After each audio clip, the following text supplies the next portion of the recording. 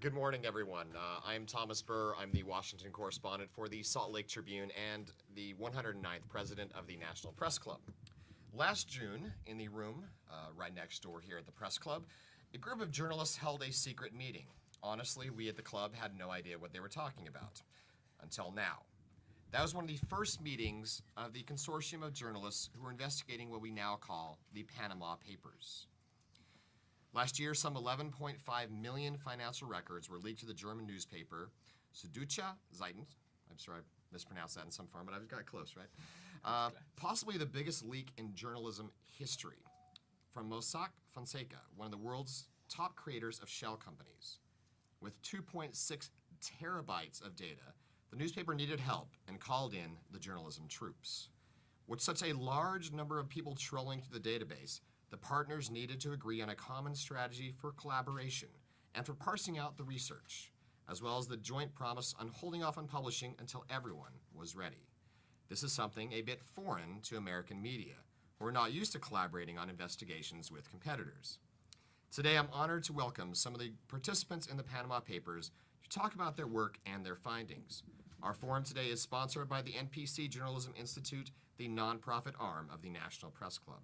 Please welcome, get to this, from my left, Will Fitzgibbon, my right. Will Fitzgibbon, a reporter with the International Consortium of Investigative Journalists. To my left, Marina Walker-Guevara, Deputy Director of the International Consortium of Investigative Journalists. And Kevin Hall, the Chief Economics Correspondent of McClatchy. And I believe we'll start off with Marina. Yes, thank you so much. Thank you, Tom, and thank you to the Press Club for this invitation. We're honored to be here. So yes, we're going to talk about collaboration and collaboration across borders. But when we think about investigative journalism, sometimes this is the image that comes to mind, or that at some point we have all been this lone wolf in our corner, doing our story in isolation, and then coming out and scooping everyone. And that's perfectly fine, right? But the problem with the lone wolf is that it's trying to investigate, or is presented with challenges like the one you're seeing right now. This is the kind of stories that we are looking into. This is just like perhaps a 1% of what the Mossack Fonseca network looks like. Mossack Fonseca is the company that where these Panama Papers come from. So in response to that challenge, in 1997, ICIJ was created, the International Consortium. Basically, it's a collection of investigative journalists in more than 65 countries. And what we do is we work together. We collaborate on stories of transnational importance. We, over time, have built trust. And on that trust is that everything else works. There's the trust. Sometimes the stories come from ICIJ, and we call on other members of the consortium to help. Sometimes, like in the case of the Panama Papers, they get the story, and they come to the consortium and to their colleagues around the world to help them build the global story. Before the Panama Papers, we've been working on this topic for about 4 years. And there was the secrecy for sale investigation and the China leaks looking at the relatives of the communist elite and how they were using tax havens. And there was Luxembourg leaks, where we looked at how multinational companies were using the Grand Duchy of Luxembourg to pay taxes of like 0.25% a year on billions of dollars in profits. And there was Swiss leaks looking at HSBC and how HSBC had colluded with criminals and helped them do business. So there was already, we were at a point where we were said, okay, well, maybe we've done enough on the offshore world. And then came the Panama Papers. And here is the comparison of size. Like, this is to the left, how, you have the Cable Lake WikiLeaks investigation. We were not part of that. Offshore leaks, Luxembourg leaks, Swiss leaks, and to the right is the Panama Papers, the 2.6 terabytes of information, both what we call structured and unstructured data. You have spreadsheets, yes, and lists of things, but you also have everything else, emails, faxes, contracts, PDFs, Word documents, 40 years worth of information and basically the life of this law firm and their relationship with clients in more than 200 countries around the world. So when that happened, we're going to look a little bit at the origins. First of all, let me introduce Bastian Obermeier and Frederick Obermeier from Süddeutsche Zeitung, the German newspaper. They were the ones who first received this leak, and they came to ICIJ. So basically, they were contacted by an anonymous source who asked them if they were interested in data. They were, the condition was that the source wanted to remain anonymous, and there were going to be no meetings, and everything was going to be done over encrypted communications. Of course, the reporters asked about the motivation of the source, and the source said that he wanted to make these crimes public. I say he, we don't know, it can be she, but for simplicity and because he has chosen the name John Doe, we're going to call him he. And then they asked, how much, how big? And the answer was more than anything you have ever seen. And that was absolutely right. And so at that point, we had already been called on by Süddeutsche Zeitung. The first batch of documents was about 3 million files, and we already felt like this, because we figured out, with our one computer, if we were to process this information, because of course the information doesn't come in all nicely organized and in readable format. We had to process it, we had to make it readable, we had to upload it to the cloud where the journalists would be able to access it. And that would take us 1 year if we took 10 seconds per file. So we deployed an army of 35 servers, and we were able to speed up the time, and took just 11 days to process those files. And we did the same with all the subsequent batches of information that we received.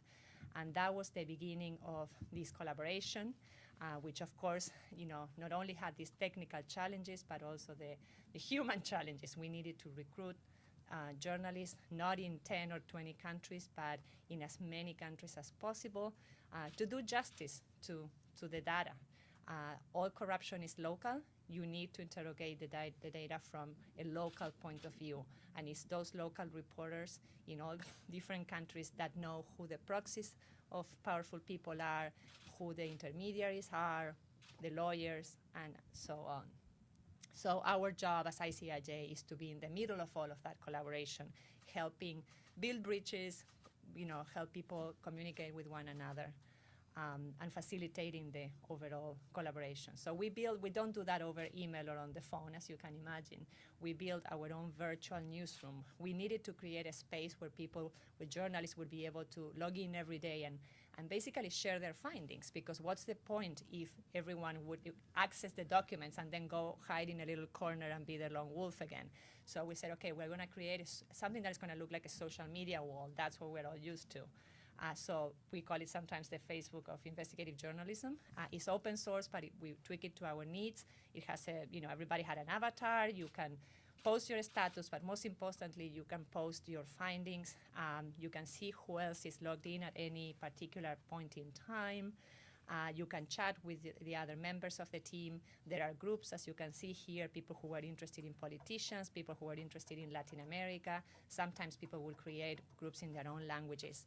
So when people ask how you managed to keep this whole thing secret for so long, we say, well, one of the reasons is because reporters had this forum where they were able to at least talk to one another and break that isolation and say everything they needed to say that they couldn't tell their spouses or their colleagues.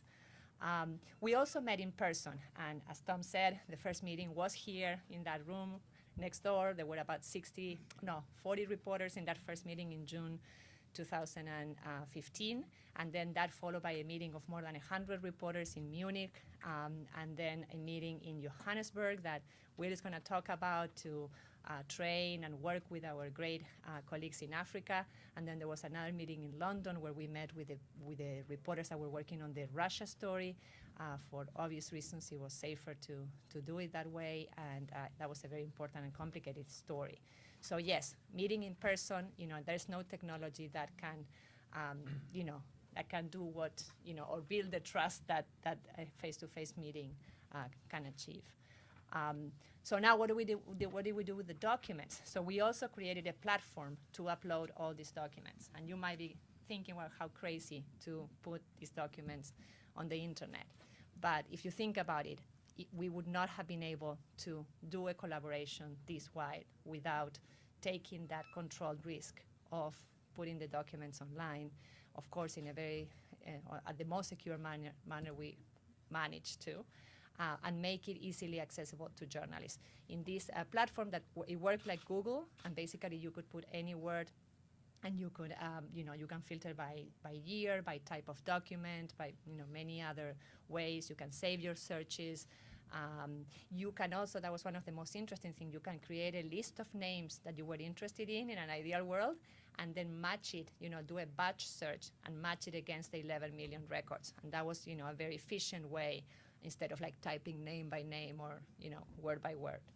So that was the other platform that journalists had access to. Just very quickly, some of the documents that we had in this leak, we had power of attorney documents that were really interesting and important, because in many cases they revealed the real person controlling a company, the so-called beneficial owner. In this case, this document is a power of attorney to the personal secretary of the King of Morocco, and for the purchase of a luxury yacht. So that was interesting. We also had a lot of passports and other ID documents, and of course they were very important to make sure that we are accurately identifying people. This is Rami Makhlouf, cousin of President Assad in Syria. He was a client of HSBC and also of Mossack Fonseca. There's a lot of interesting communications and documentations about his connections to the offshore world, and this is his passport. There were lots of emails, and the emails, of course, to follow those communications over time, sometimes over years, helped build the stories. This is the contractor, one of the top contractors of the Mexican government, and he got in a lot of trouble last year when it came out that he had built a home for the wife of the president of Mexico. In this email, they are discussing how, in the midst of that scandal, this person is trying to move $100 million abroad. So, and these are like more traditional shareholdings, certificates. In this case of an Italian fugitive who managed to close to former President, I'm blanking on his name? Berlusconi. And he used these companies to buy and sell apartments in New York at the time when there was a freeze order on his properties. We also created a system, or used a system that allowed journalists to look at the networks, because of course, yes, you need to look at the documents, but you also need to understand in each company who are all the players that are involved. And that is when doing a network analysis really helps. And so this is another tool that we use during the reporting. And of course, we did all, traditional reporting, and what we all do is not only looking into the leak, but also going outside of the leak, using databases, Pacer, LexisNexis, Arachnis, Dow Jones, and everything we could get our hands on to verify, to confirm information, do interviews, travel. Sometimes there's this misconception that leaks are easy, or that, they just got those documents, read them, and wrote a story. And this was really, big-time detective work and working with a lot of public records alongside the confidential information. April 3rd was D-Day, as you remember, and the story was published all over the world. This was one of our main stories. We were able to trace nearly $2 billion that close associates of President Putin had shuffled around the world. President Putin has said that the Panama Papers information is correct and accurate. However, he claims that one of the players, one of his friends, who is a cellist, was using the money to buy instruments, musical instruments. We also found that nearly 33 companies and people who had been blacklisted in the US for various serious crimes also were able to do business offshore through Mossack Fonseca, and they kept them as clients for a long time.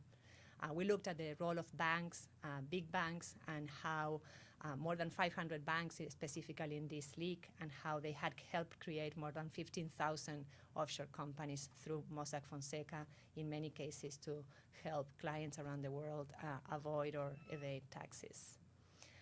Of course, politicians and public officials, that was one of the most surprising findings. You imagine that billionaires and maybe celebrities, they have these offshore companies for privacy issues or for tax issues, but to find nearly 200 politicians and of them 16 world leaders in this data using the secrecy of tax havens, including some world leaders who have been at the forefront of the fight against tax havens. That was really interesting. So we created a whole application to look into this important issue. Reaction and impact, you remember, has been pretty viral and immediate. There were public protests in Iceland where the Prime Minister stepped aside a few days after publication. In Malta, there were protests, as well as in London. Some resignations in FIFA, lots of interesting stories related to the world of sports and how they also use the secrecy of offshore tax havens. There were arrests in Uruguay, in this case, of people connected to a drug cartel, and after publication, they were arrested. In the U.S., in New York, there are the U.S. prosecutor has opened a criminal investigation there to look into the Panama Papers. And then a few days ago, as you probably know, John Doe, the source of this leak, broke silence, and he published a very powerful manifesto. I don't have time to go through a lot of it. We can talk about it in the question and answer session. But important, he said he doesn't work for any government. And he also said that he is willing to collaborate with authorities. However, he mentioned the cases of Snowden and other whistleblowers who have faced retaliation, who are hiding, who are being prosecuted in some cases. And he said that until governments can guarantee real protections to whistleblowers, they're going to have to do with their own resources to investigate. So he basically calls for immunity and for better protections of whistleblowers. He also calls for the creation of public registries of companies where this information about who really controls a company becomes public and becomes accessible to all, rather than this secret, for tax havens. We published on Monday, was it? A database with information precisely about, the corporate information in this leak. So the names of all the companies involved and the people that are associated to those companies. You can search here again, like in Google. You can search by country. You can search by jurisdiction. You can use any name of person or company and do a search and find the networks around those people and companies. We have not published private information such as bank accounts or financial transactions and things like that. We have also not published a lot of documents. There are selected documents that have been linked to some of our stories, but the bulk of the leak remains private, remains for the journalists who are working and continue to work on this investigation. So let's compare, just to finish, the two models and see what each model brings. So we have the lone wolf model and the network model that ICIJ proposes. So the lone wolf model proposes scooping. We propose collaborating. The lone wolf has individual achievement, aspires to that, and we have shared ownership. There's a star treatment often in the lone wolf model, nothing wrong with that, but we offer no special treatment to any journalist who comes on these collaborations. The lone wolf is pretty proprietary about the scoop. We are very open source and obviously collaborative in our approach. The lone wolf usually achieves national impact, of course, sometimes also beyond a particular country, but the network model proposes a global impact. We all publish at an agreed time, and we do it together to be able to get that kind of impact. The lone wolf approach is very vertical, and ours is peer-to-peer. So we finished with John Doe. He said, we live in a time of inexpensive, limitless digital storage and fast internet connections that transcend national boundaries. It doesn't take much to connect the dots, from start to finish, inception to global media distribution. The next revolution will be digitized, or perhaps it has already begun.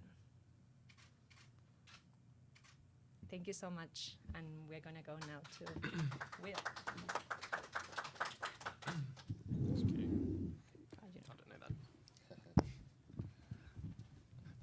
Good morning. My presentation will be somewhat shorter in fitting with my position. I'm a reporter at ICIJ, working under Marina's very capable and inspirational direction. I'm going to talk briefly today about, I suppose, what are the two hats that I as an ICIJ reporter wear and that really everyone at ICIJ wears. And that is, on the one hand, being a journalist. That's, after all, why ICIJ hired me. But then also, to my surprise, delight, and occasional frustration, being a collaborative journalism administrator. I came this morning from a conversation that spanned a time zone of 13 hours speaking to partners, and my primary role, really, including on Panama Papers, was working with our African partners.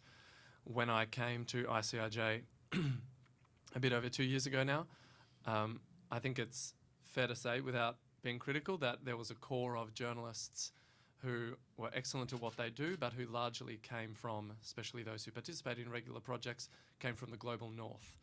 And as John Doe correctly says, there's no real reason now why that needs to be the case. All the larger global newsroom really needs is a few people who are willing to wake up at 2 a.m. so that they can speak to their Kenyan colleague and make sure that they're just as on board as our partner at the BBC in London is, or at McClatchy as DC is. So that's what I've done on Panama Papers. We saw at ICIJ our largest ever collaboration with journalists from Cape Town to Cairo across Africa. This time that was journalists from 10 newsrooms that included major African news outlets such as the Daily Nation in Kenya, but also something that I find particularly inspiring and inspirational, which is small one-man bands working in Bamako, Mali, out of what is in effect their living room. And as Marina said earlier, we use that peer-to-peer model. So I, as a member of staff at ICIJ, don't give preference to a demand or request or email from The Guardian UK more attention than I would from my friend David in West Africa. And I find that very inspiring as a journalist, and I find that very motivating. I think what's impressive about this kind of model of journalism too often probably escapes us. We're here in DC reflecting, as we should, on the impact that Panama Papers has had on letters sent by members of Congress or senators to officials in Nevada and Wyoming, or perhaps the press conference that President Obama gave. What we often miss here, but I think what is equally as important, especially in light of the anti-corruption conference happening in London at the moment, is what are the impacts of these kind of stories, and in what ways is investigative journalism that works across borders empowering and changing countries, governments and lives in countries that are far from America. You know, we don't every day, unless you have obsessive subscriptions like Media News Services, we don't receive the news that Sierra Leone's president announced a review of mining contracts based on reporting that some of our West African colleagues did into diamond deals there. We don't receive regular updates into what changes are being mooted to Botswana's register of interest for political officials or public officials based on reporting that our Botswanan colleagues did.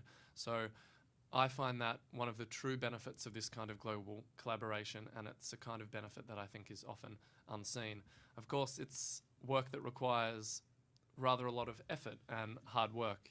You know, ICIJ needs to first be confident that who we're working with, especially in parts of the world that maybe have limited press freedoms, have issues regarding internet freedom, and we even have mundane practical issues such as, you know, regular electricity blackouts in Senegal. How do we work with those partners in a way that allows ICIJ to control risks, as Marina said earlier? And that's not something that we do within 24 hours. A lot is based on face-to-face meetings, telephone conversations, Skype conversations, and I think increasingly easy now, thanks to ICIJ and others' recent successes, the growing understanding among journalists that, yes, they could have a national scoop unto themselves, but especially if you're working in Tunisia, you can be part of something much more global if you just bide your time and go with your peers. I would also say that from my own experience in a continent as vast and diverse as Africa, working as part of a collaboration really does bring personal and professional protection in many cases to the journalists that we work with. Journalists who would otherwise have a story killed immediately because, and we saw this happen in a number of countries, where a businessman, a politician calls an editor, calls a TV owner and says, there's no way you're running that story. It gets nixed within 2 minutes. Thanks to the ICIJ network, first of all, that businessman is probably less likely to make the phone call. Second, even if they do, our entire network, thanks to Global iHub that you saw earlier, can be alerted to that. And I think it's fair to say that there's a healthy dose of solidarity among partner journalists. That means if one member is feeling under attack, it's probably more likely to have the opposite effect and will increase and embolden other partners to run that story just to make sure it gets the public interest impact that it deserves. When I'm not struggling with internet connections into Burkina Faso, I'm also writing stories as a journalist, as a member of ICIJ. A number of the two of the stories I did in Panama Papers came at the issue from vastly different approaches. One was those entities and individuals on the sanctions list within the United States who appeared within the Panama Papers. That was, we thought, an important story to tell because it situated Mossack Fonseca, the Panama Papers, and America in a subject that was very important and that has been an issue for Congress and for FBI investigators, as many of them told us in interviews, for a long time. That was, in some ways, an easy story to do. As Marina showed you with that searchable database, you could enter in the term sanctions or OFAC, and you'd immediately get a result that has one partner at Mossack Fonseca writing, oh my God, we have to get off this OFAC list as soon as possible. But then also required a much more thoughtful, data-driven approach to counterbalance that so that we weren't cherry-picking incriminating emails. And that also goes back to what Marina said, where we used batch searches to upload the specially designated nationals list of the US Department of Treasury to match that against the OFAC list and see who was where. And that enabled us to come up with a final result of 33 individuals or companies who had at some stage been on the SDN list and who were also end customers or shareholders within the Panama Papers documents. A second story that began somewhat with more, I suppose, less levity, but in the end ended up being a story I think of equal public interest, was that relating to how often wealthy spouses use the offshore world to hide or dud, as some people told me, their former better half of wealth. And that was a really interesting global story too, from South Korea to Chile to Russia to the United Kingdom to the United Arab Emirates. We saw examples in which, often quite frankly, a husband or a husband's lawyer, it's usually a husband, would write to Mossack Fonseca and say, dear Mossack Fonseca, I need a company that can help me protect assets in view of an impending divorce, winky face. So that was a fun story to develop, but also, as I say, a serious one. And I usually wake up these days to emails from ex-wives or lawyers representing ex-wives who are interested in exploring the Panama Papers data further. I think I'll leave it at that. And there was one woman too. And there was one woman, just to balance the equation. Trying to hide us. Yes, there was an interesting case in Chile in which the wife of a former official within the former Peruvian regime had open discussions within the Mossack Fonseca email chains and meetings about private offshore companies that she was using that weren't to her husband's public knowledge. I'm going to leave it there after a taste of my work and pass it on to Kevin. Thanks. We hit Alt-Tab, or Tab-Alt rather. Yeah, do you want to say? No, you don't need to. Hit Alt-Tab. Right there, Alt and Tab. And then F5.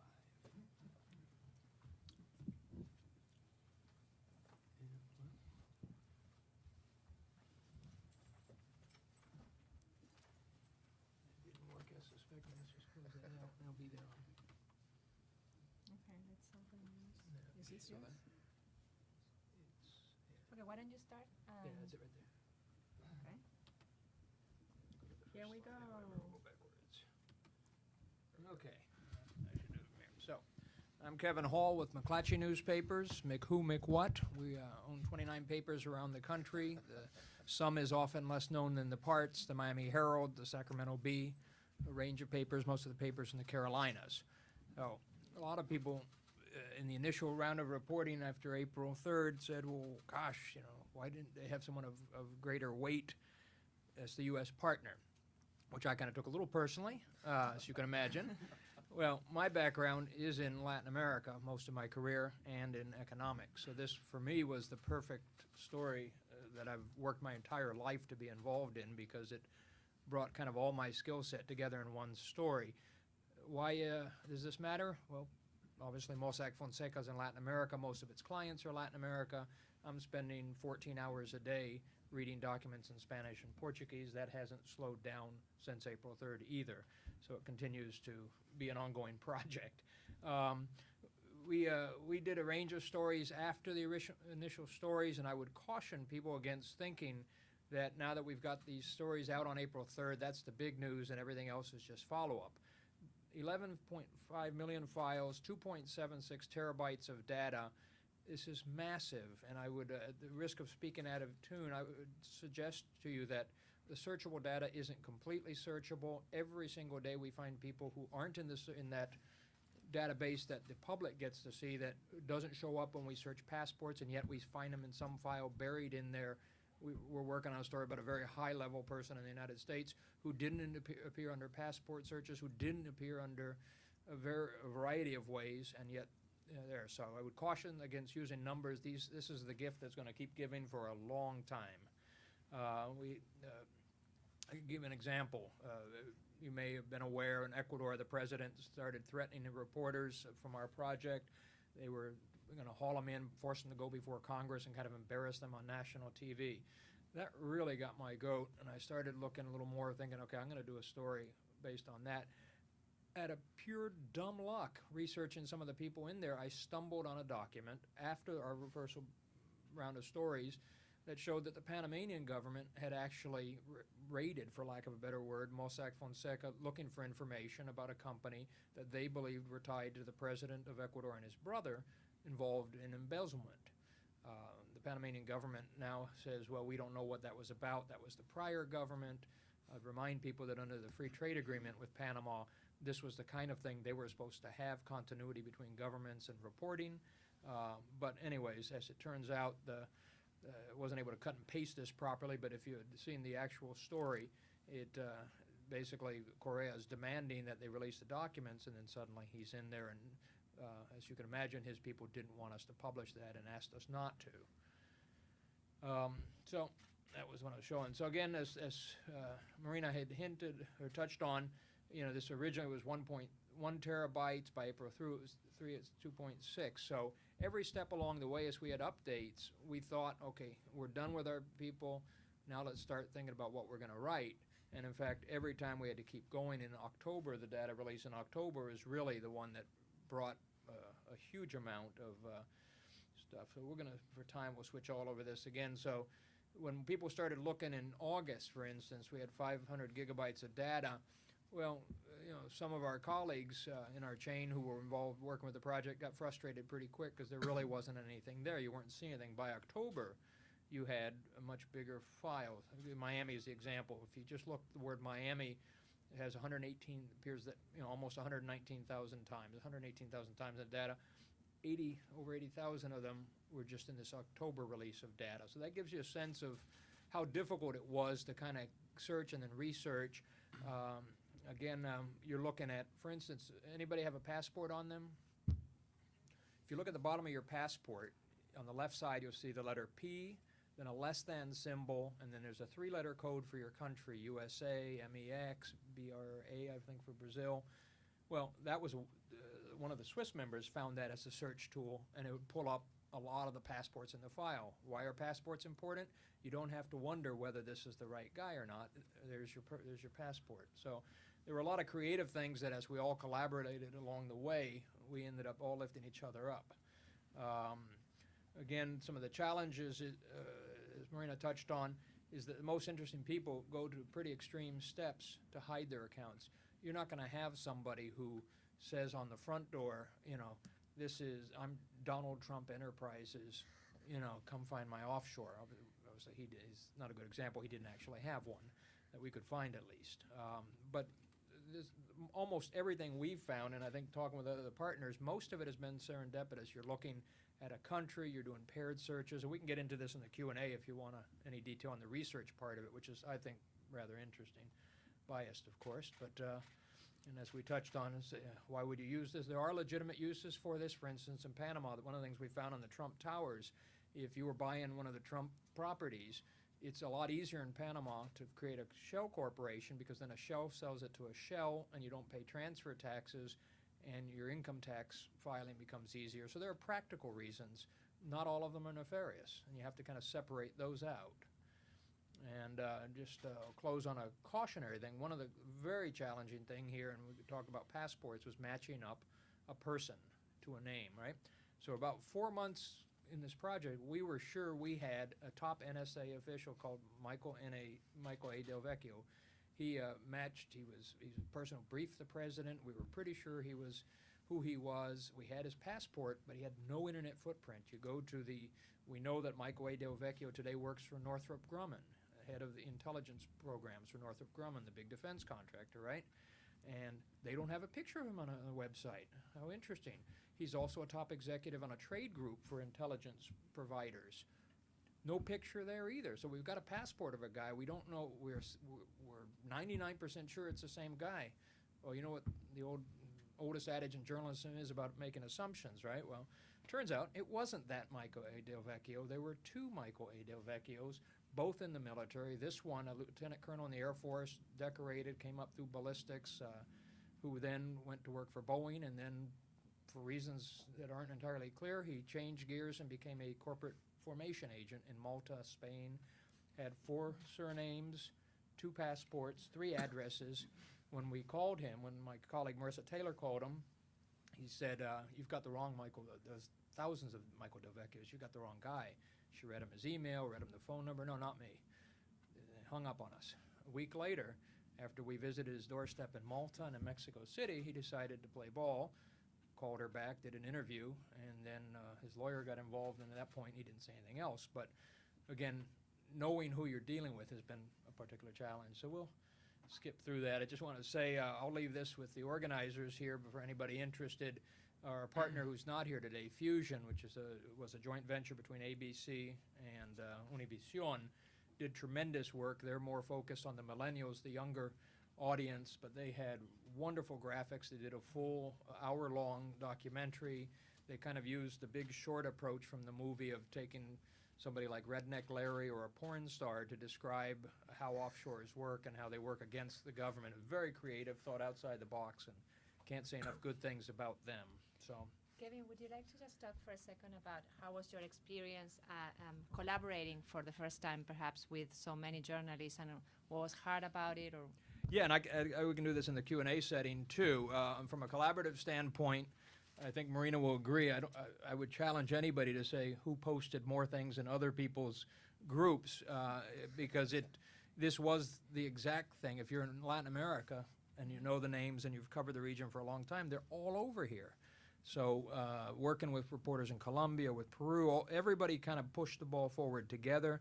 I might add that for those of us who've covered Mexico and our Mexico team and the Russia team, they did this with their own lives at threat. And I think we sometimes forget that, particularly here in the United States, the risks they took. We know one of our partners was under a death threat for over a year. I won't name names or countries, but this was serious business, and they were going after people who were powerful, who were connected, and were robbing their states.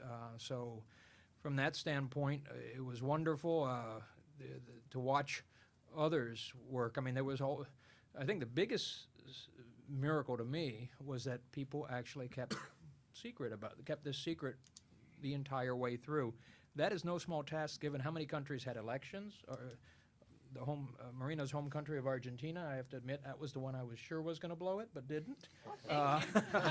Because they had a really big election, and they were sitting on information that could have swayed the election. The Brits had some elections that could have been swayed. The Germans had it, and we had our own primaries. So I think in all cases, people also sat on information that under the old model, you'd be first out the gate to do that. And I think they deserve a lot of credit for the discipline it took to stick with that. So rather than keep talking, I'd rather go to questions.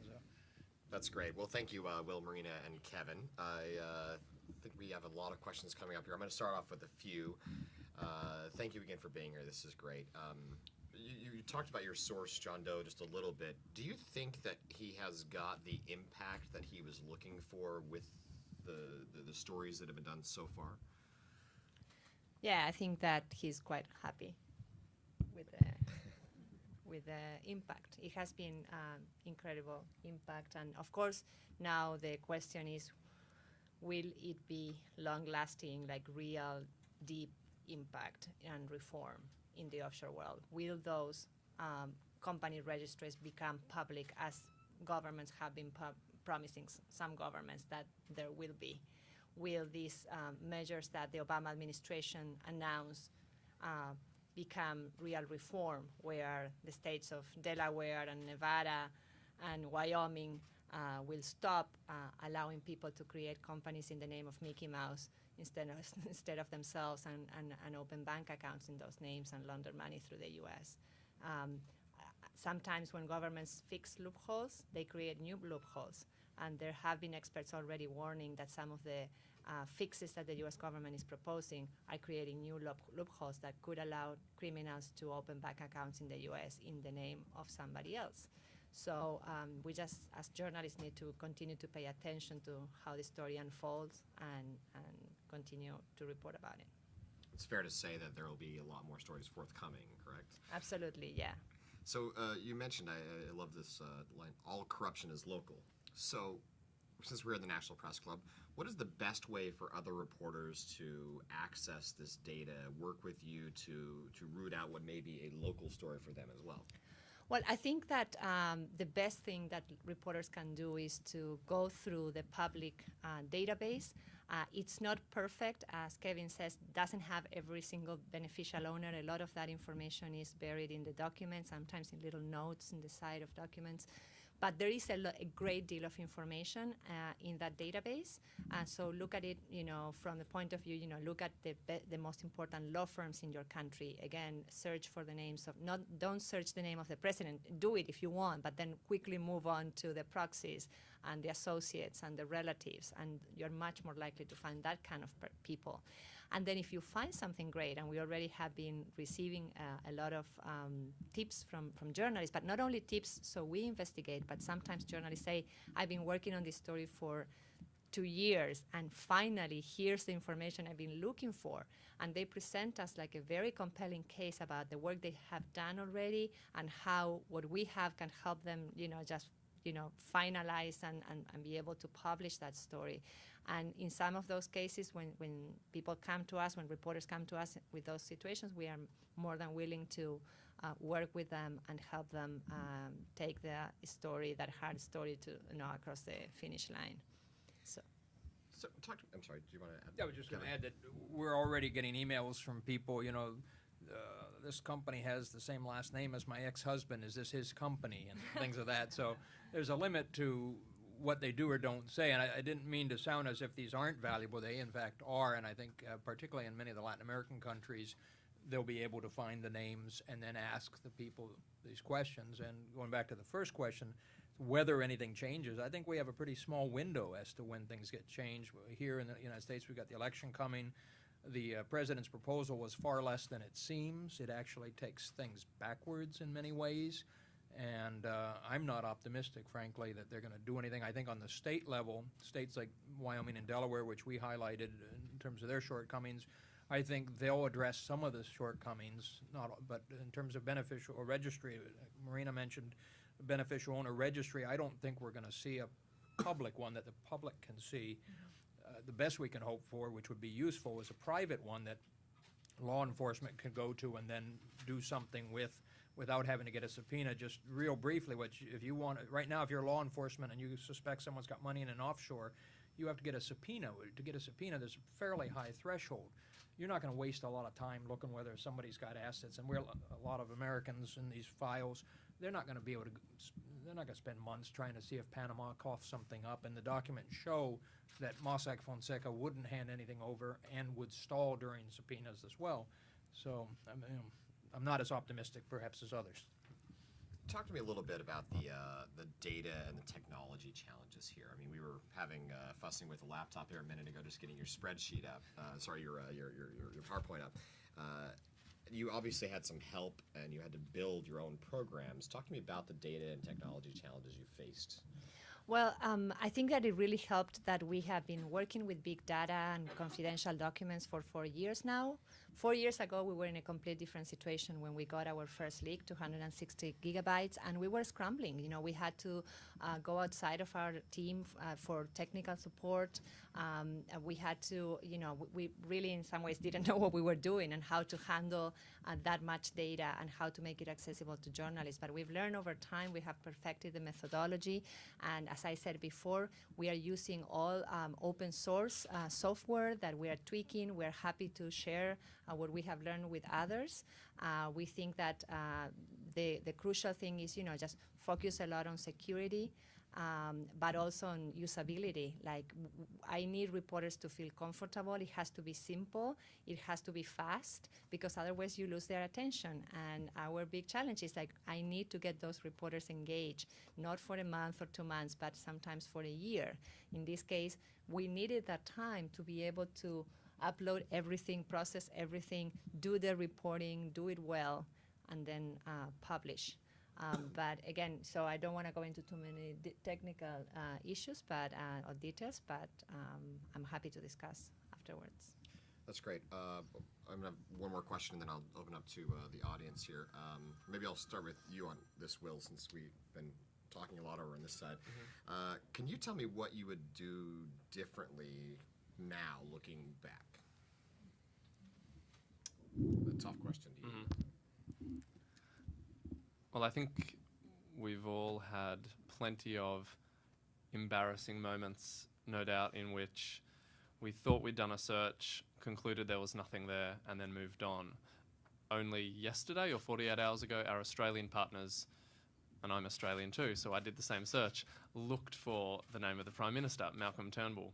Didn't turn up. He wasn't mentioned in the first publication in April, and it was only 48 hours ago that one of our reporters did an additional form of searching within that search box that you saw, and all of a sudden they found him with an extra middle name in the middle somewhere that we hadn't thought to include previously. So if I were to do the search again, from a journalistic point of view, I'd probably be a lot more intelligent, artful, and technical in how I searched. I'd probably start more with databases rather than random entry of names that interested me. I mean, ICIJ, as a ICIJ reporter, I'm in a unique and very lucky position in that I have been able to work from 8 to 6 or midnight to midnight for as long as I really wanted on this kind of data. What impresses me more in many cases is the fact that we work with journalists who are obliged to write 7 stories for their Nigerian paper each day, but then they still have the motivation to go home every night because they know how important this is for their country, and then spend another 4 hours looking through the Panama Papers documents. And then I think in terms of an organizational practice, what I do again is, I don't know, probably work with more partners. Oh, really? Well, this guy, the reason I asked that question, and you guys are feel free to answer, is we should learn from our mistakes, and there are a lot of people going forward in this thing. So, is there something you would do over again that we should learn from moving forward? In terms of our own organization, you know, a little digression. Marina has been very patient and has been polite and not saying. I'll give people a sense of what happened within our organization in the year that we've been on this project. When we first got into the project, we had 5 foreign bureaus, a bigger Washington bureau, and an international focus. At some point during this, we decided to close our foreign bureaus, become more regionally focused, thin down our Washington staff, make a big focus on the digital transformation and video, with resources going there.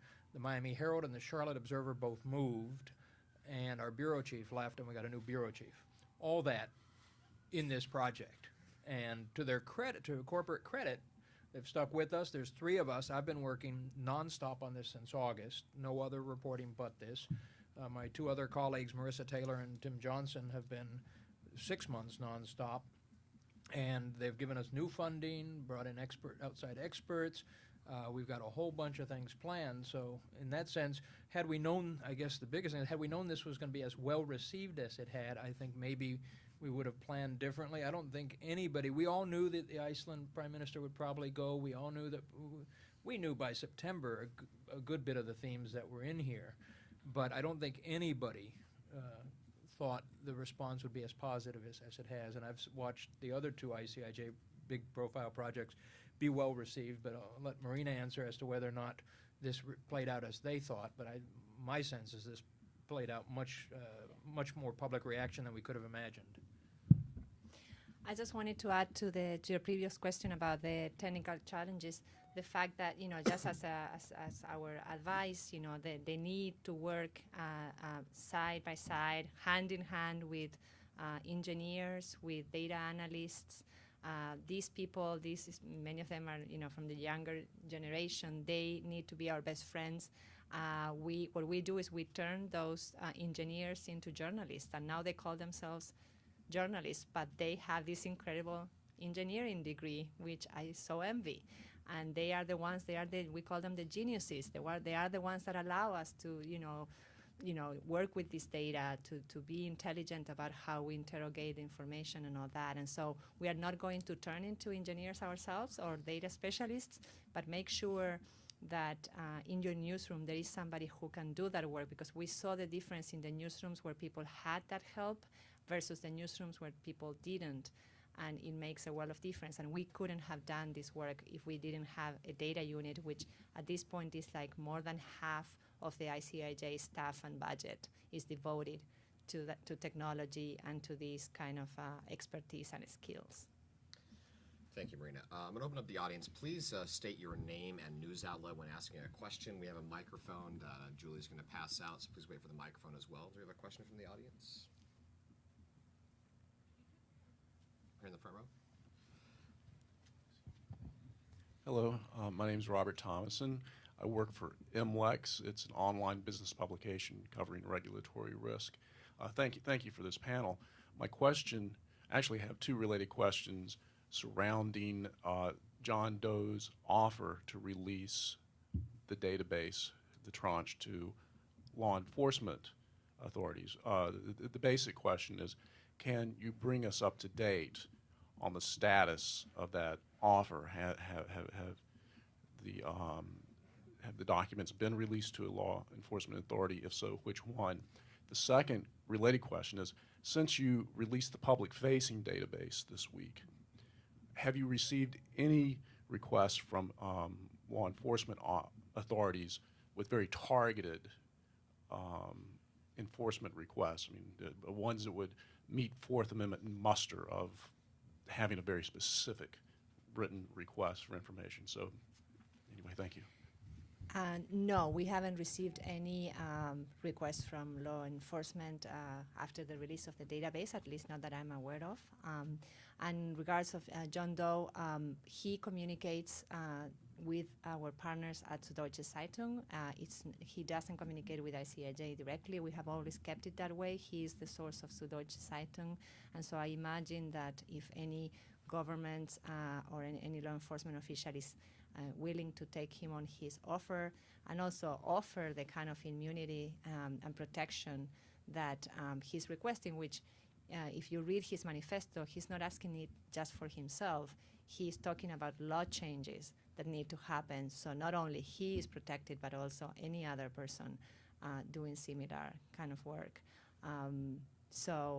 We don't know if any law enforcement agency has already stepped forward, but it should be through Süddeutsche Zeitung first. Can I circle back to one thing Kevin was just talking about real fast?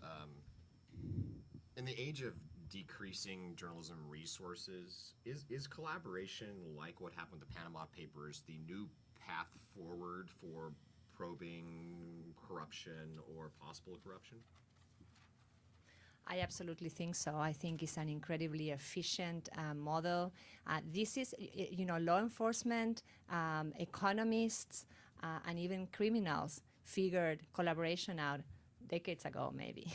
And journalists were, we were lagging behind, and we were, still in the lone wolf model. And I think the Panama Papers have shown the potential and the power of journalistic collaboration, that it can really be game changer, not only on this topic, but on basically any other topic where journalists decide to join forces. Kevin, can you add to that? What's key to this? There's a variation of that we and others have been doing for a while, and I think the ProPublica model, the ICIJ model with donors and kind of nonprofit. I always joke that they're voluntary nonprofit versus the newspaper industry that's involuntary nonprofit. But I think that already is a new model in terms of, and our former bureau chief Jim Asher, who now has something called injustice.org, I think those kind of models are coming up more frequently now, and I think that's one way that it's collaboration through think tanks with journalists. It's something new is being born. It's not clear how it's going to look further down the road. We had partnered with donors to fund an Africa correspondent for a number of years, where the only requirement was that they write about children's issues. They didn't tell us what to write. We just had to write a fixed number of stories over a period of time dealing with children's issues in Africa. We were free to do everything else we wanted to do. That was a wonderful collaboration. I think we're going to see more of that kind of stuff going forward because, frankly, the business model for the newspaper industry and even digital is pretty much still struggling.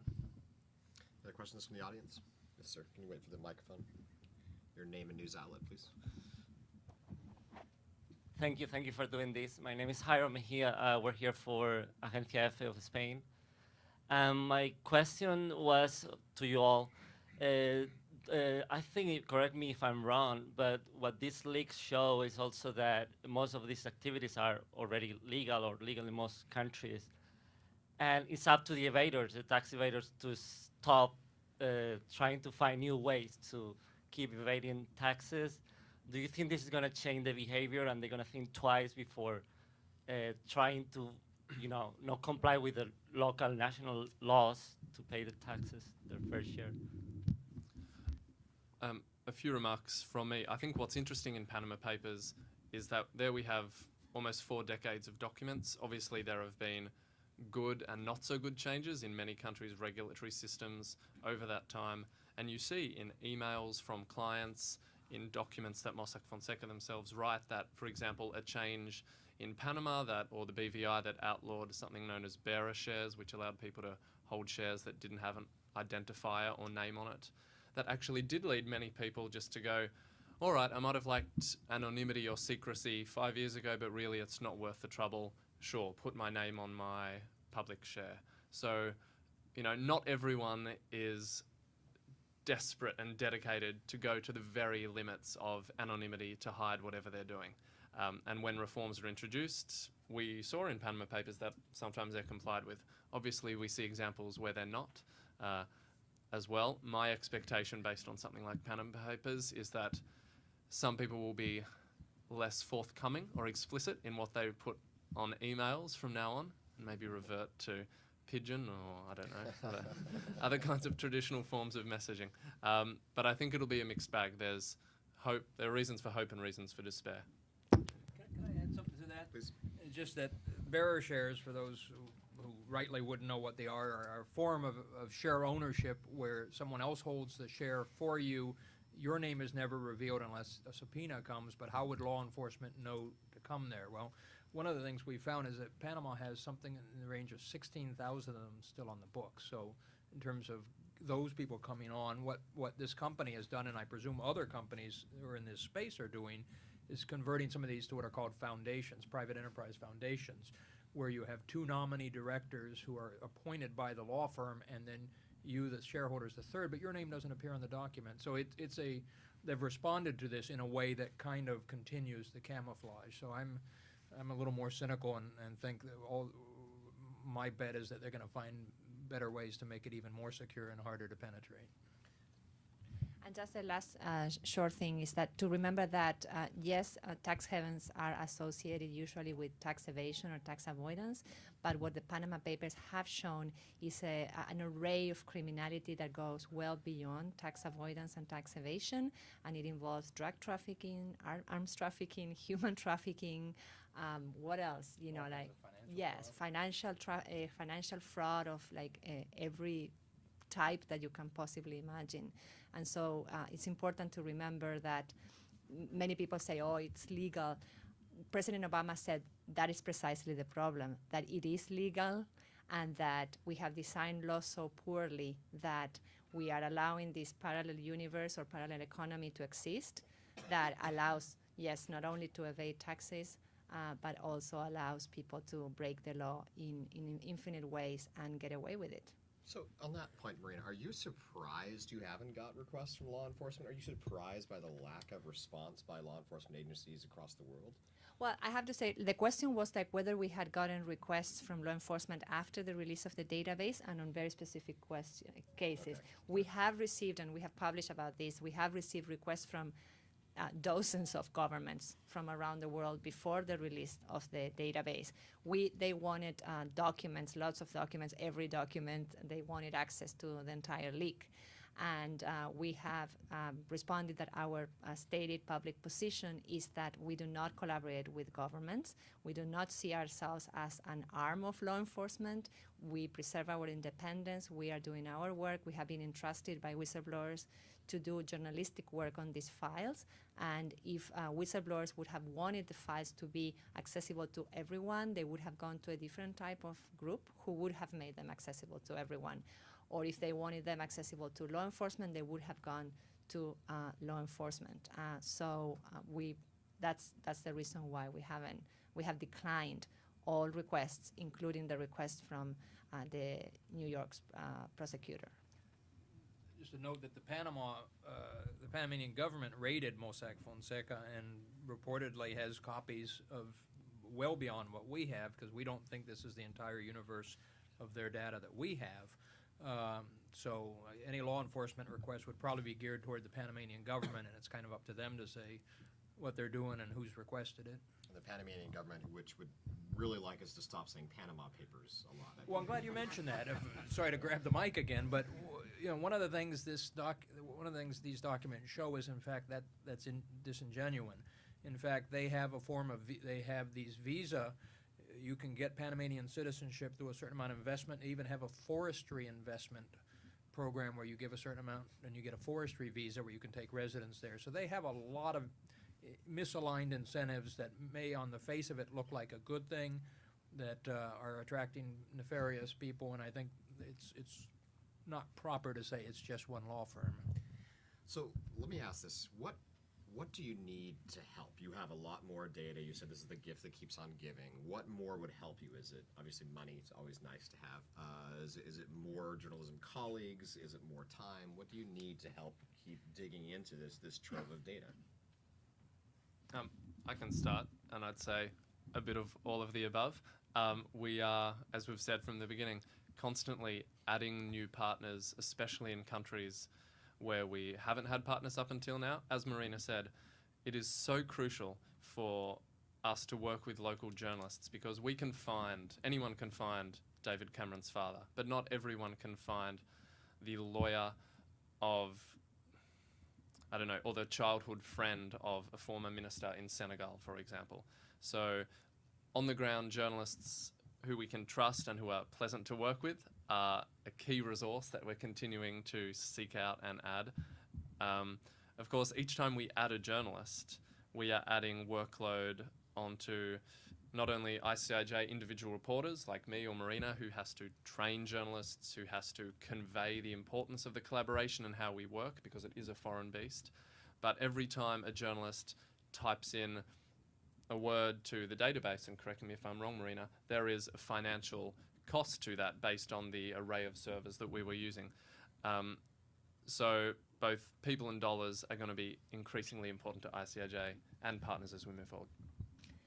ICIJ has a staff of 12, and we're dealing, again, with 400 journalists. We're dealing with massive amounts of data. We are a non-profit organization. We are funded only by foundations and by individuals. We are part of the Center for Public Integrity. Our parent organization just had to lay off journalists at our organization. ICIJ needs continued support from donors and from individuals, and we're very grateful to. We got a lot of small donations online after we published, a lot of like $10, $20 donations, and that added up. But we have challenges ahead because now we've grown so much and quickly, and reporters expect a lot from us, and we want to continue going. We already have new projects in sight, but we also have a pretty burned out staff who has been doing, a lot of work without a break for a long time, and we don't have replacements. Each of us do a different thing, and we don't have anybody to fall back on. So that's something that internally we need to assess how we face the next challenges and the expectations that have been created with limited resources. And we need more hours in the day would be nice. That would be a starting point, because I think people in other leaks, someone had mentioned, you get a name and suddenly you kind of handed it to it and you just write it. This is the most unglamorous sort of research. You're looking at, it might be 1,000 files you've got to read. Each file might have an email thread that's 20 pages long, and there's nothing that a machine can do. This is something that you have to read with your own set of eyes and do this. And one of the things that's wildly underreported to date is looking backwards. These files go back to 1985.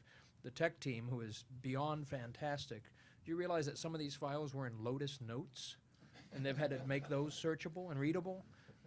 Most of the files before 2006 are in a format that is equivalent to a JPEG that's not searchable.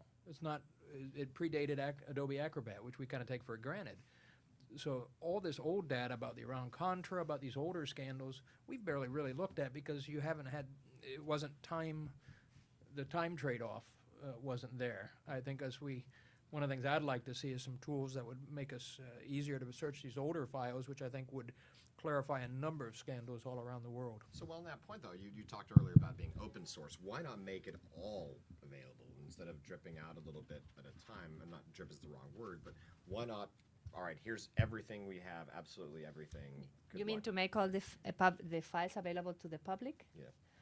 Well, there's incredibly private information in these files that, like, you don't want to give the criminals of the world, like, so many passport numbers and bank accounts and there's a responsibility that comes with it. And as I said before, the whistleblowers knew who they were dealing with, and they didn't give it to us because they wanted it published in its totality, but because they were seeking the journalistic lens that ICIJ and its partners can bring to it. There's also another reason, not only the privacy, is a lot of it is what Kevin just said, is incredibly boring.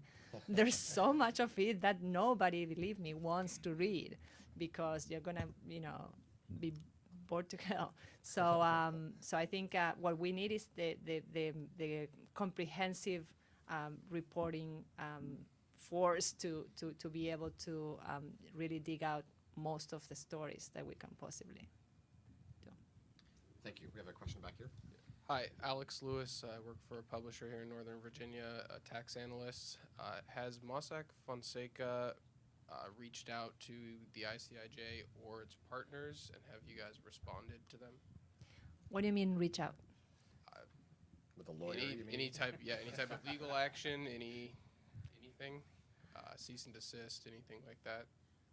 Yes, Mossack Fonseca sent a cease and desist request to ICIJ before we published the public database. We proceeded and published the database in the public interest, and they have recently announced that they plan to sue ICIJ, but we haven't yet received any formal letter or information of that the lawsuit has been filed. We also received a number of threatened suits from lawyers for people that we had been interviewing who used that Mossack Fonseca notice as their basis for reaching out and saying, you're trafficking in stolen property, do not publish this, do not. And we have not heard from any of them since publishing. We have heard from one person who is under indictment who threatened to sue us for reporting what the federal government already has in an indictment, so we're not worried about that one. Talk to me for a second about the importance of whistleblowers. Obviously, we, as journalists, we all know, and the key things we learn in journalism school is you cannot ask somebody to steal data for you, but it is vitally important, it seems, to have this kind of data reach journalists so that they can pursue stories like this, right? And protections for whistleblowers, especially in this administration, seem lacking in some sort. Absolutely. The criteria that we use is like we don't,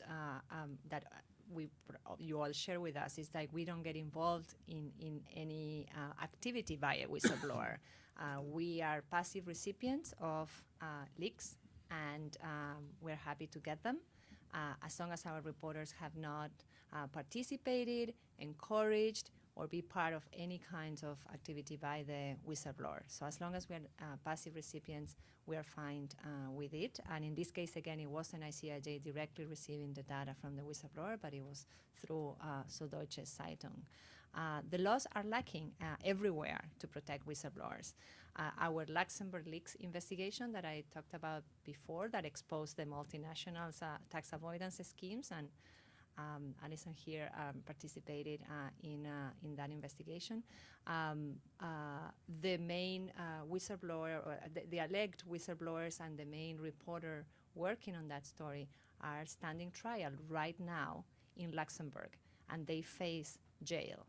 Antoine Deltour is the whistleblower, the alleged whistleblower, and Edouard Perrin is the French journalist who is alongside the whistleblower facing charges. So that's happening again. That's not happening in Russia or in Ecuador. It's happening in a country that is a founding member of the European Union, and those journalists can go to jail next month.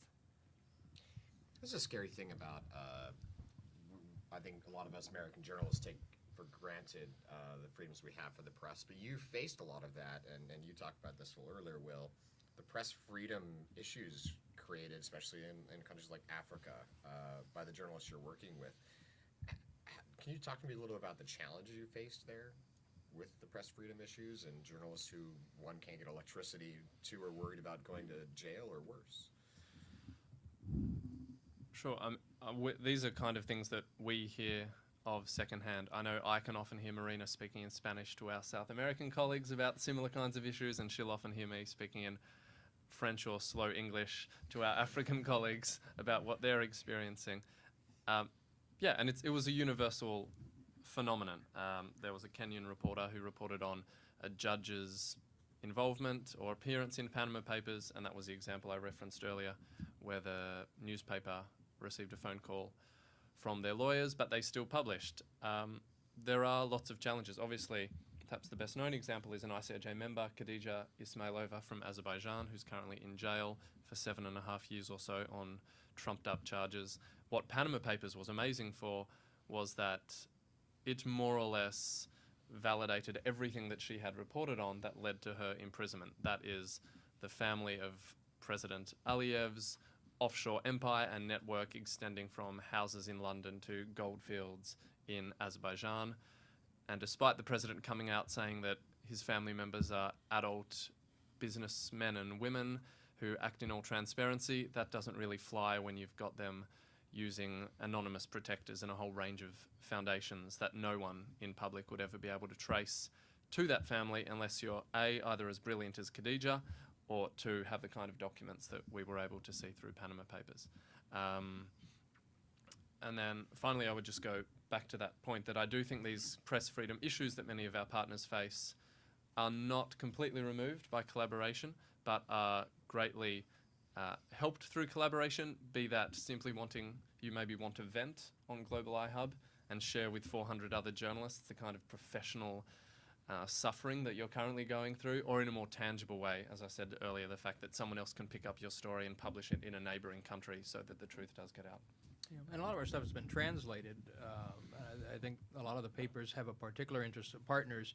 They'll take one of the stories that we did or another partner did and translate it into their language, which, going back to this collaboration, under normal circumstances you wouldn't do that. You'd have to have some sort of business relationship, but through the partnership it's allowed that too. Picking up on something that Will said, the Russian team again did this under great personal risk. Our partners are in the same news organization where the reporter who was so solid on Chechnya was killed in her apartment. So that is front and center, I'm sure, in their minds. And I just can't say enough, the bravery it took for them to do that. And if we've got new partners joining who will be working off the same data that we've kind of laid the groundwork for, if you look at what's hasn't been reported yet about Russia, the entire ruling oligarchy, basically, of Russia is in here. And it speaks to this question of rule of law and what sort of society has come out of the post-Cold War era. I think there's a lot of work collectively still to do on the Russia part of the story, too. A question from the audience in the back? This is Thomas Gorgisyan from Tahrir newspaper, Egypt. My first question is regarding the Süddeutsche Zeitung role. What was the main role? Because you explained your role, but it's not clear what was the partnership sharing, what kind of partnership was that? My second question is related to when you mentioned that you are dealing with leaked material, leaked documents, what we say, and part of your answer saying that we pick and choose. What was the criteria beside the personal information that you pick and choose things and do it gradually? And the third is my question is we are talking about documented, digitized corruption. What if it is not documented and not digitized? How are you handling it? Are you have any project in that regard, or just somebody has to leak it to you and then you start to distribute it? Thank you. Süddeutsche Zeitung had a crucial role as, again, the recipient of the leak. We would not be here having this conversation had it not been for them, first of all, paying attention to the whistleblower. He said in his manifesto that he went to other organizations before he ever went to Süddeutsche Zeitung, and he wasn't listened to. And sometimes, in all fairness, we as journalists, I'm sure you all get tips and emails, and it's hard sometimes to distinguish the one that is going to lead you to the great leak from the one that is, just somebody in their basement, writing notes. So I give them credit for having paid attention and having asked the right questions and having gotten the big leak. but also for having them, instead of trying to, this was the story of their life. This is what we are all hoping for in our careers. And the first thing they did, I think immediately, was to turn around and say, let's do it with everyone. Let's go back to this network that basically giving back, because they had been benefiting from the network in the previous investigations, and then they gave back. And so that I also give them credit for that. I know that it's always not easy in a newsroom because you have different views, and there were, I'm sure that there were views in that and in other newsrooms that, why don't we just do it ourselves? So that's the role of Süddeutsche Zeitung. How do we pick the cases? We are guided by public interest. So how do we pick the stories is like we were focusing first on public officials and politicians and all other public figures that have a great deal of influence on society. There's a great deal of information about private citizens or small business owners or things like that, that if they don't have a big influence on society, or if there's no great pattern of wrongdoing that they are involved in, we have no big interest in focusing on them.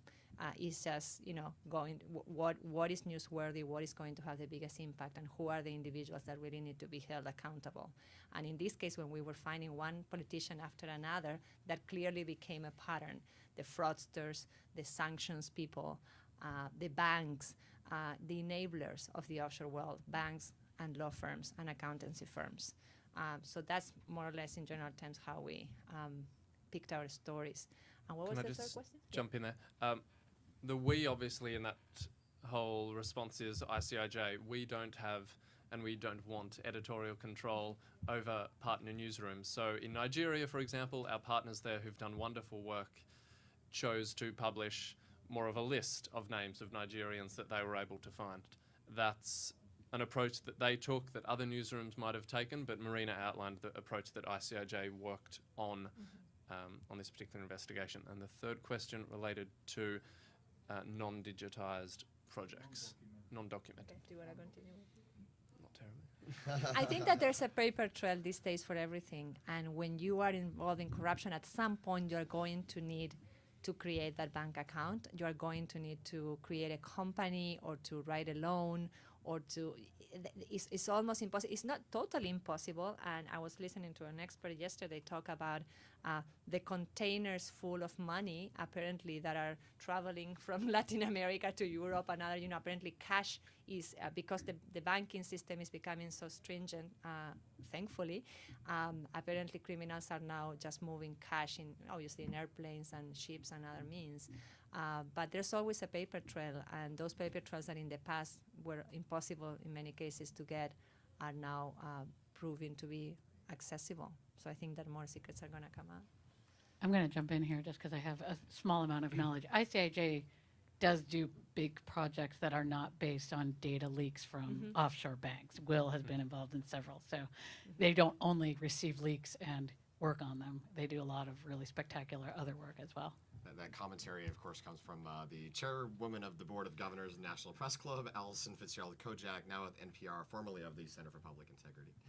If I can jump in on the Egypt part, because Egypt is was a dilemma for us. One of the things that we were very careful about, because this involves personal data, is the person a public person? For instance, we have lots of interesting stuff about people that doesn't make sense, doesn't add up.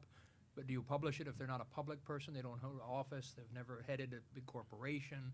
So we haven't published a whole bunch of that. But in the case of Egypt, for instance, one of Mubarak's sons was involved in a big scandal tied to some financial fraud.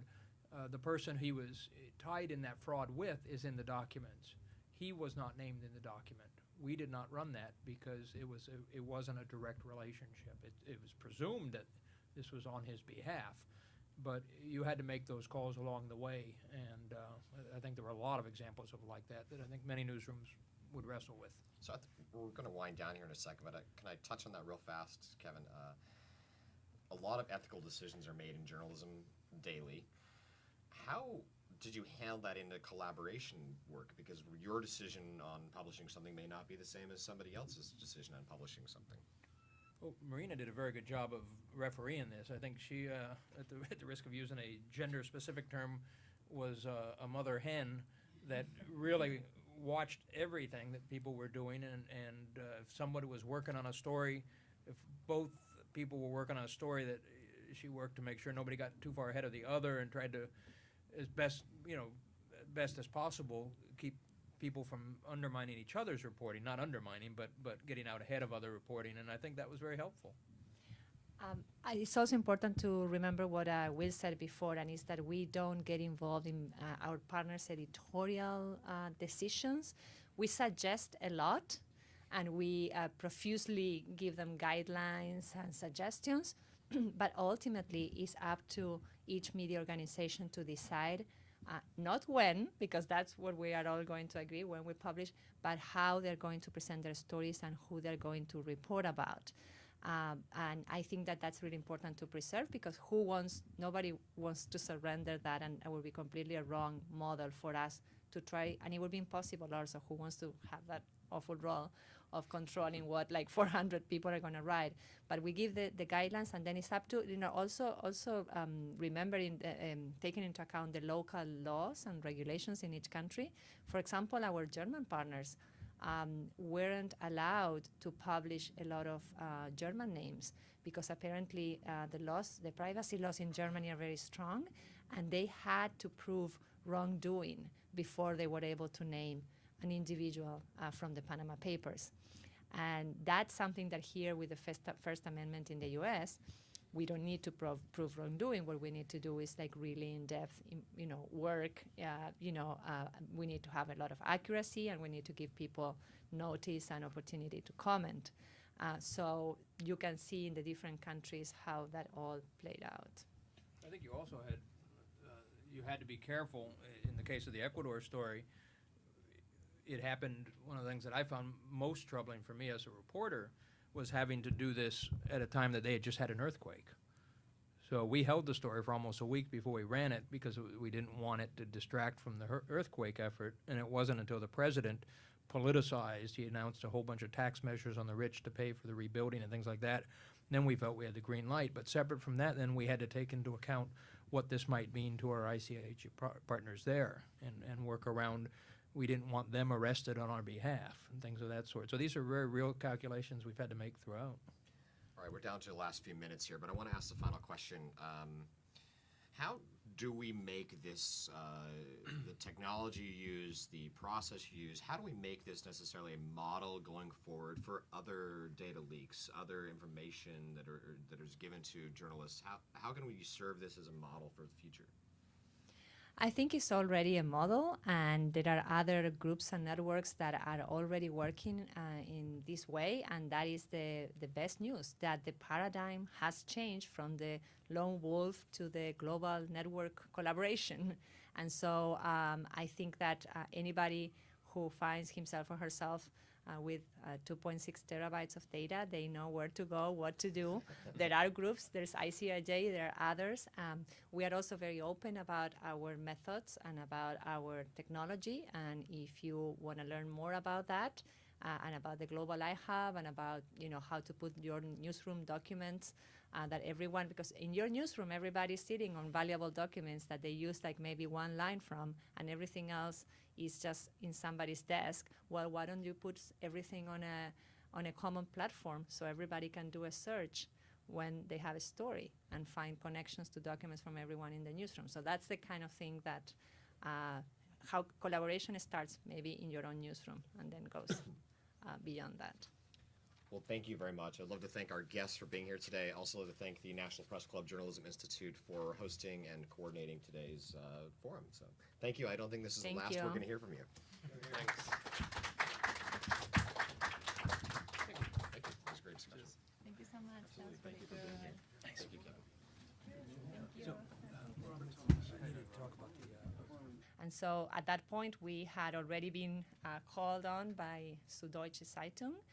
The first batch of documents was about 3 million files, and we already felt like this, because we figured out, with our one computer, if we were to process this information, because of course the information doesn't come in all nicely organized and in readable format. We had to process it. We had to make it readable. We had to upload it to the cloud where the journalists would be able to access it.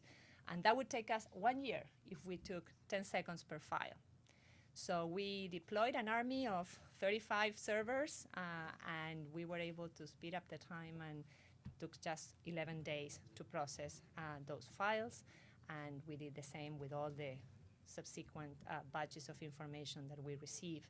And that was the beginning of this collaboration, which of course, not only had these technical challenges, but also the human challenges. We needed to recruit journalists, not in 10 or 20 countries, but in as many countries as possible, to do justice to the data. All corruption is local. You need to interrogate the data from a local point of view. And it's those local reporters in all different countries that know who the proxies of powerful people are, who the intermediaries are, the lawyers, and so on.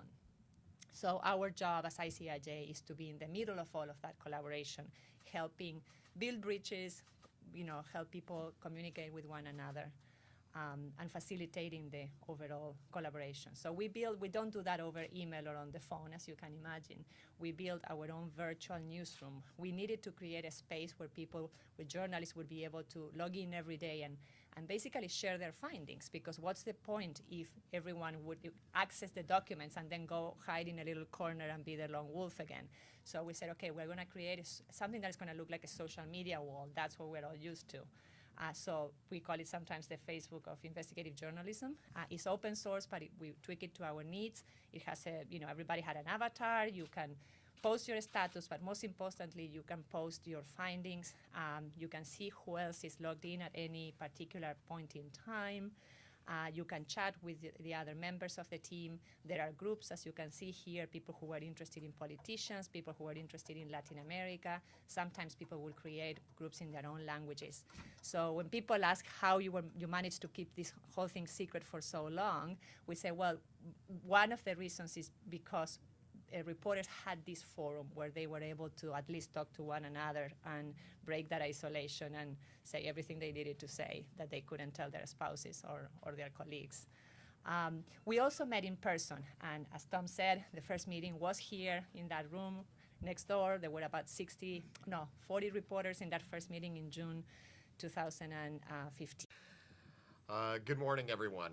I'm Thomas Burr. I'm the Washington correspondent for the Salt Lake Tribune and the 109th president of the National Press Club.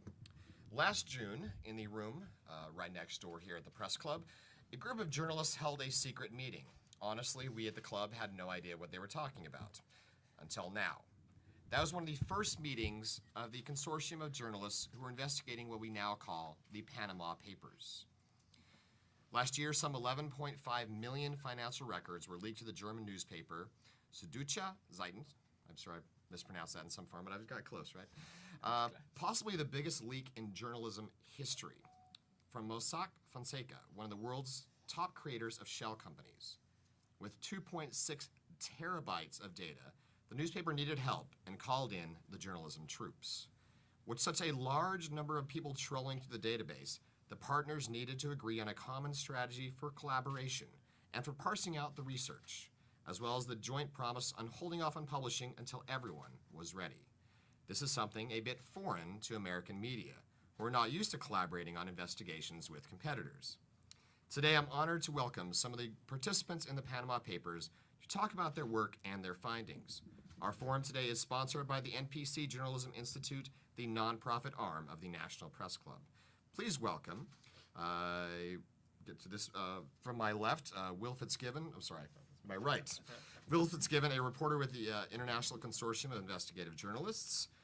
To my left, Marina Walker-Guevara, Deputy Director of the International Consortium of Investigative Journalists. And Kevin Hall, the Chief Economics Correspondent of McClatchy. And I believe we'll start off with Marina. Yes, thank you so much. Thank you, Tom, and thank you to the Press Club for this invitation. We're honored to be here. So yes, we're going to talk about collaboration and collaboration across borders.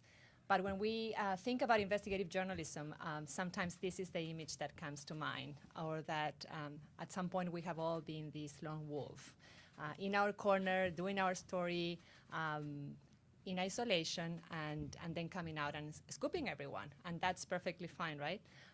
But the problem with the lone wolf is that it's trying to investigate, or is presented with challenges like the one you're seeing right now. This is the kind of stories that we are looking into. This is just like perhaps a 1% of what the Mossack Fonseca network looks like. Mossack Fonseca is the company that where these Panama Papers come from. So in response to that challenge, in 1997, ICIJ was created, the International Consortium. Basically, it's a collection of investigative journalists in more than 65 countries. And what we do is we work together. We collaborate on stories of transnational importance. We, over time, have built trust, move $100 million abroad.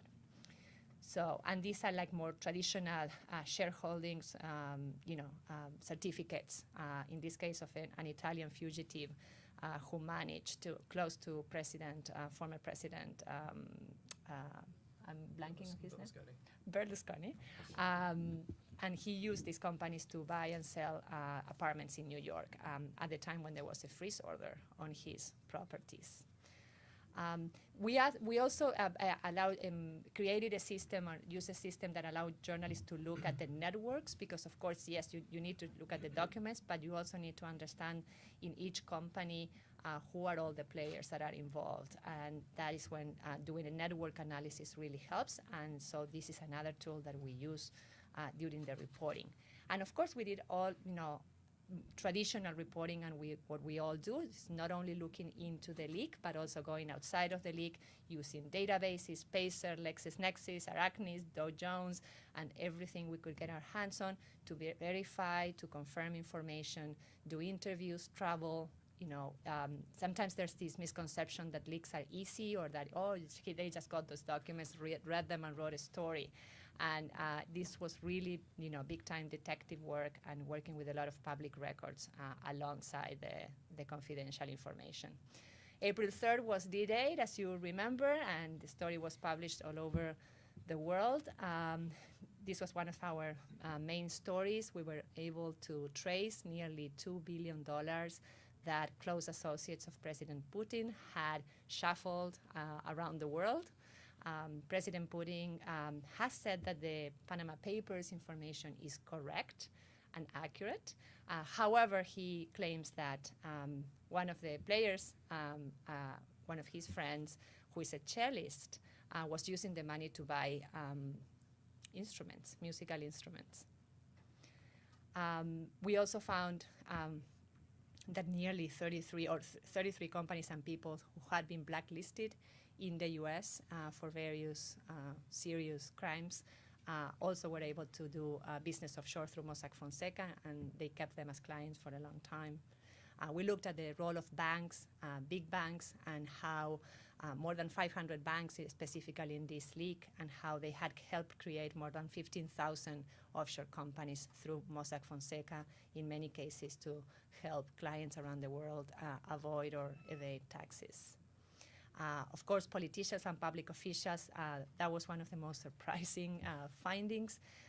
You imagine that billionaires and maybe celebrities, they have these offshore companies for privacy issues or for tax issues, but to find nearly 200 politicians, and of them 16 world leaders in this data using the secrecy of tax in, and then that followed by a meeting of more than 100 reporters in Munich, and then a meeting in Johannesburg that Will is going to talk about to train and work with our great colleagues in Africa.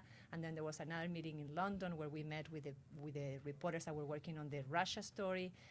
For obvious reasons, it was safer to do it that way, and that was a very important and complicated story. So yes, meeting in person, there's no technology that can, that can do what, or build the trust that a face-to-face meeting can achieve. So now what do we do? What do we do with the documents? So we also created a platform to upload all these documents. And you might be thinking, well, how crazy to put these documents on the internet. But if you think about it, we would not have been able to do a collaboration this wide without taking that controlled risk of putting the documents online, of course, in a very, at the most secure manner we managed to, and make it easily accessible to journalists. In this platform, it worked like Google, and basically you could put any word, and you could, you can filter by year, by type of document, by many other ways. You can save your searches. You can also, that was one of the most interesting things, you can create a list of names that you were interested in an ideal world, and then match it, do a batch search and match it against the 11 million records. And that was, a very efficient way instead of like typing name by name or, word by word. So that was the other platform that journalists had access to.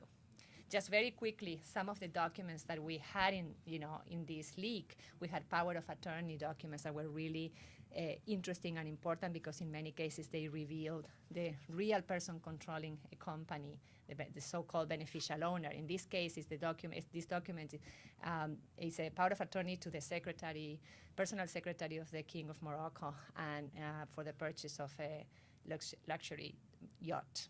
So that was interesting.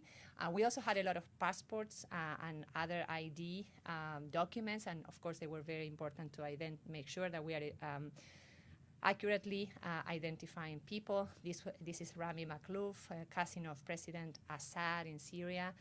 He was a client of HSBC and also of Mossack Fonseca. There's a lot of interesting communications and documentations about his connections to the offshore world, and this is his passport. There were lots of emails, and the emails, of course, to follow those communications over time, sometimes over years, helped build the stories. This is the contractor, one of the top contractors of the Mexican government, and he got in a lot of trouble last year when it came out that he had built a home for the wife of the president of Mexico. In this email, they are discussing how, in the midst of that scandal, this person is trying to. And on that trust is that everything else works.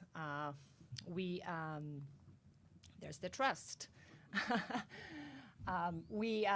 Sometimes the stories come from ICIJ, and we call on other members of the consortium to help. Sometimes, like in the case of the Panama Papers, they get the story, and they come to the consortium and to their colleagues around the world to help them build the global story.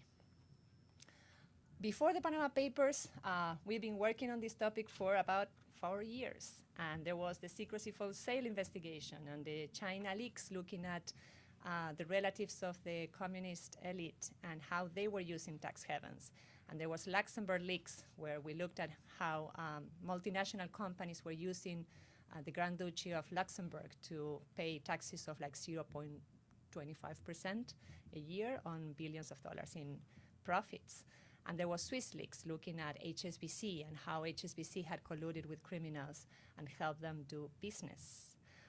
So there was already, we were at a point where we were said, okay, well, maybe we've done enough on the offshore world. And then came the Panama Papers. And here is the comparison of size. Like this is to the left, how, you have the Cable Lake WikiLeaks investigation. We were not part of that.